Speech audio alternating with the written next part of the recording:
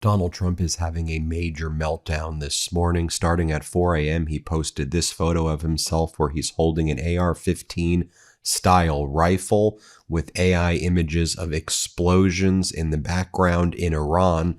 And Donald Trump writes, "No more Mr. Nice Guy," of this AI photo of himself with this AR-15 style rifle. And then he writes, "Iran can't get their act together. They don't know how to sign a non-nuclear deal. They better get smart soon!" Exclamation point. Oh, Donald, are you going to try to win this war based on memes?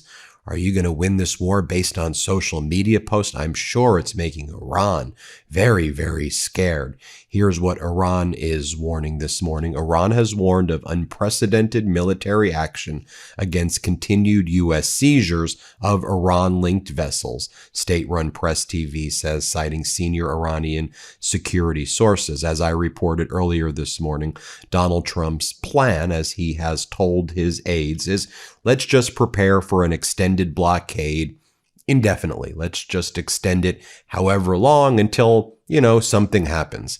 Donald Trump doesn't want to escalate with ground forces, nor does Donald Trump have the capability or willingness to negotiate with Iran and actually make concessions. So Donald Trump's plan, extend the naval blockade forever.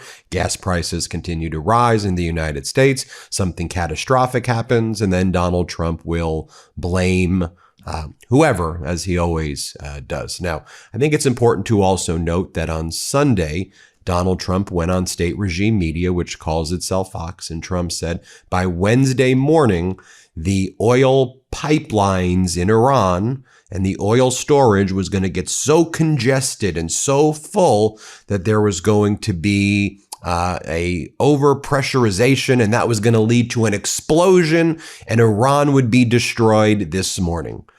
That didn't happen. We know that Donald Trump lies about everything. We know that was a ridiculous lie. I just find it interesting that he can say something like that on Sunday and say it on, a widely viewed cable news program, and then it doesn't happen. But yeah, that's Donald Trump. He just lies about things. It's just Donald Trump being Donald Trump. When you actually dig into analysis about Iran's oil production, take a look at this. This analysis by Robin Energy suggests that the U.S. blockade of Iran's oil exports will not cause catastrophic or even very serious damage to its upstream oil industry. If and when the blockade is relaxed, Iran will probably be able to resume production promptly at about 70% and regain most of its pre-war capacity within a few months. Other Iranian commentary that's out there, Asina Tosi explains, points to several ways to mitigate storage pressure from this U.S. blockade without even shutting the wells in the first place. You could use these VLCCs, these very large container ships, and you can use some existing large tankers to kind of put excess storage. You can scale down production. You could rely more on fixed roof storage. You can increase refinery runs to convert crude into other products, and keep some of the exports moving, albeit constrained by the naval blockade. But, we've been seeing Iran able to, get around that naval blockade. One of the things that we're learning as well is that over the past 24 hours, Donald Trump's been coordinating this plan that I just mentioned with oil executives. Oil and gas executives are now basically Donald Trump's cabinet. I mean, we knew that before. When it came to the invasion of Venezuela, it was Donald Trump and oil and gas executives mapping it out together before Donald Trump ever went to Donald Trump never went to Congress before he even informed Congress. As Julia Manchester says, this is what the White House is telling people. This is not some super secret meeting. They're saying this is what we're doing. She writes, a White House official tells me that Trump met with oil and gas executives on Tuesday, along with Chief of Staff Susie Wiles, Treasury Secretary Scott Bessent, and Vance. The official said the group discussed steps Trump has taken to alleviate global oil markets and steps we could take to continue the current blockade for months if needed and minimize impact on American consumers. minimize impact on American consumers. That's what Donald Trump is discussing with the Chevron CEO, Mike Wirth, and other major oil and gas CEOs. We all know that consumers are not alleviated right now. In fact, gas prices continue to rise. The price per barrel of oil now is hitting $110 yet again, and the American people are suffering.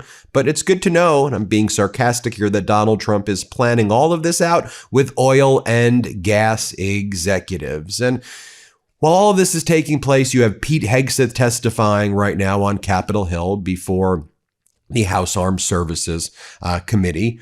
I'm going to do a whole other longer take on the testimony by Hegseth in a little bit, so stay tuned for my longer take on Pete Hegseth's disastrous testimony. But you know, the thing about this Trump regime, they're quite literally wrong about everything, and every answer is some attempt to blame former President Biden as well. And I'm sure you saw the video I did earlier today on Biden's final revenge. So you have the ranking member of the committee, Democratic Congress member Adam Smith. He asks Hegseth, how are you and Trump so wrong about Ukraine?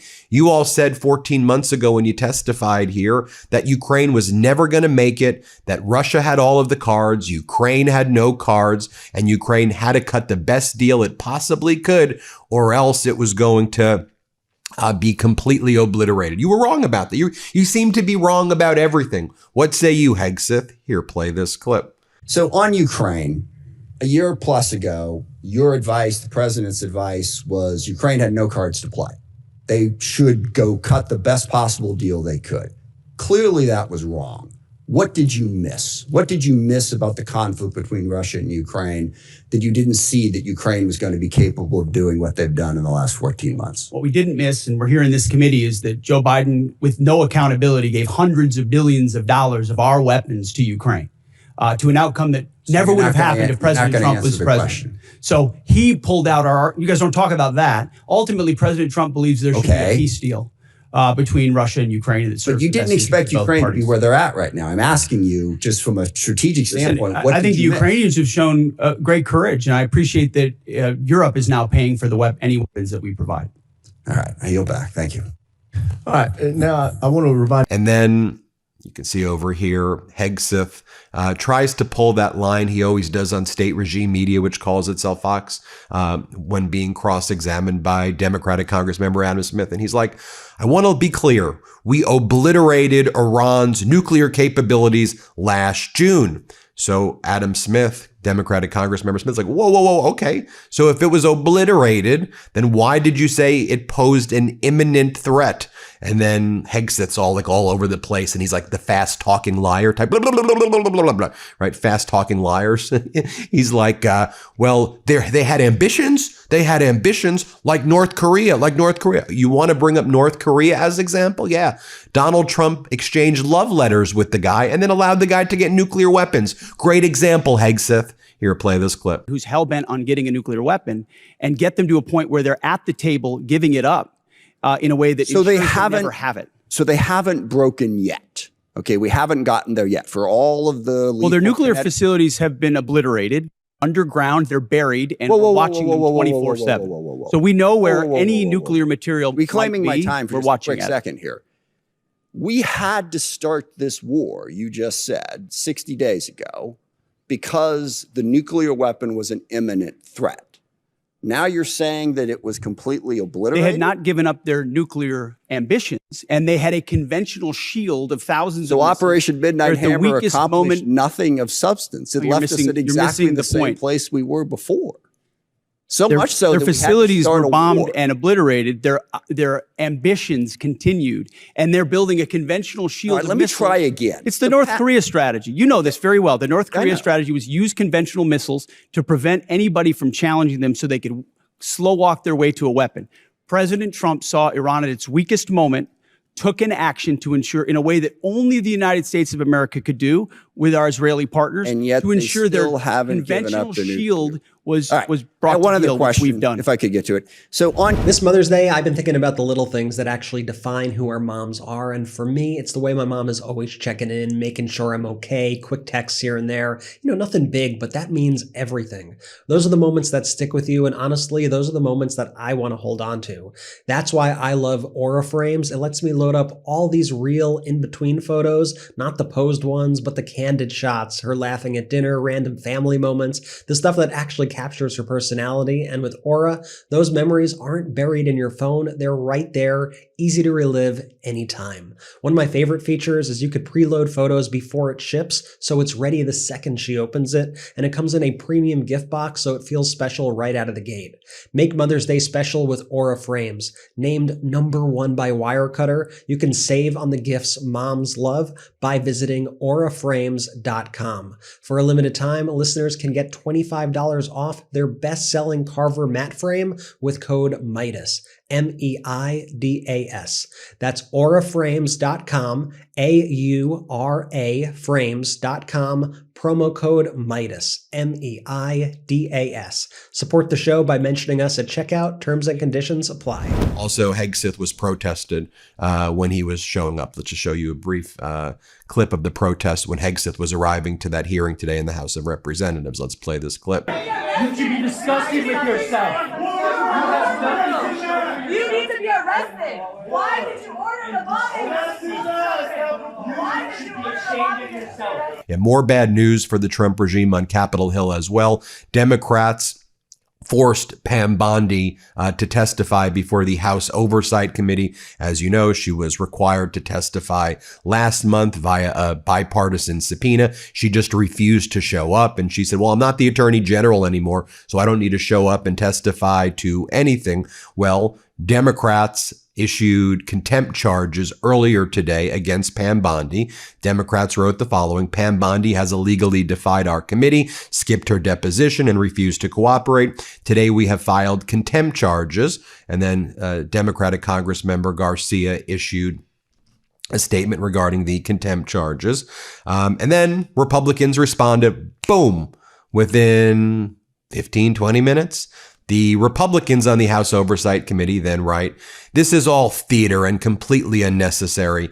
They were happy giving the Clintons a free pass for months. We have secured Bondi's appearance for May 29th. Today, we're marking up legislation to tackle fraud and at the federal level, and all Democrats can talk about is Epstein. In other words, Republicans are like, stop talking about Epstein, and they bring up the Clintons, the Bidens. Pam Bondi is literally the person involved in the cover-up, okay? Not the Clintons. Hillary Clinton's not even in any email, has not even met the guy, okay? Pam Bondi is the person. If you don't see the distinction there, and you just think you're going to go Clintons, Biden, Obama.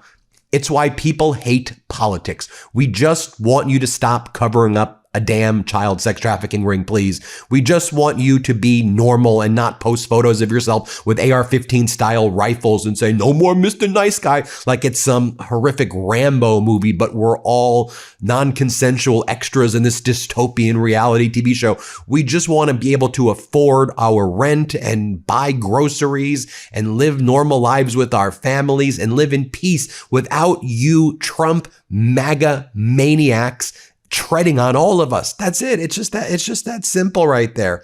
45 minutes after the contempt charges, Pam Bondi gives a date.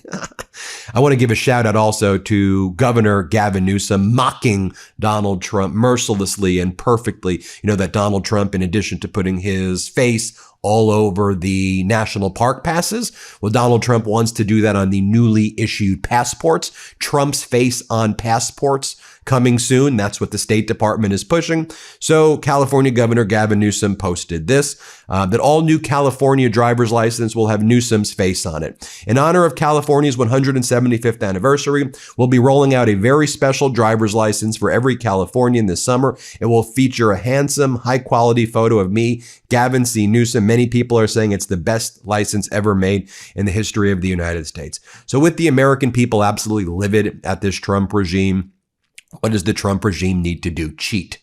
They need to work with their fascist right-wing Supreme Court sycophants. That's 6-3 right-wing Supreme Court majority. I'll do a longer video on this as well, where I'll break down the ruling for all of you. But the Supreme Court issued a very bad ruling today in the case, Louisiana versus Callis. And in a 6-3 decision, the Supreme Court struck down Louisiana's congressional map that added a second majority black district, ruling it unconstitutional as a racial gerrymander. The opinion written by right-wing fascist Supreme Court Justice Samuel Alito narrows how the Voting Rights Act is interpreted moving forward. It basically guts all of Section 2 in the Voting Rights Act, which prohibits discrimination in doing gerrymandering. And what the Supreme Court essentially says in its ruling is that we've moved past racism, that racism really isn't a thing anymore. So by having even a consideration of black populations, for example, in a district, in order to avoid racism, you are actually being racist by ensuring that black votes are not diluted, by saying we need to create a majority black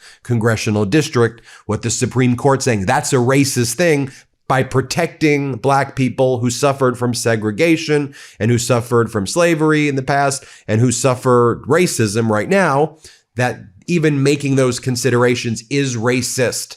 And so what states should be able to do is just call their racist gerrymandering political gerrymandering. And if you counter it and say, no, you're being racist by just calling it political gerrymandering, but you're diluting all of the black vote, the Supreme Court says, no, you're the racist for saying that they should not be able to politically gerrymander to dilute black voting. That's basically the ruling in a nutshell. So what this is going to encourage all states to do is draw the most racist maps imaginable and just say political, and then they're going to cite this case. So we'll keep you posted every step of the way. I'll do a longer take on it to really break it down. Of course, Legal AF will do some good takes on it as well, to let you know the implications. But this is what the Trump regime does. They're losers. And when they're backed into a corner, they rush to their right-wing Supreme Court justices for help.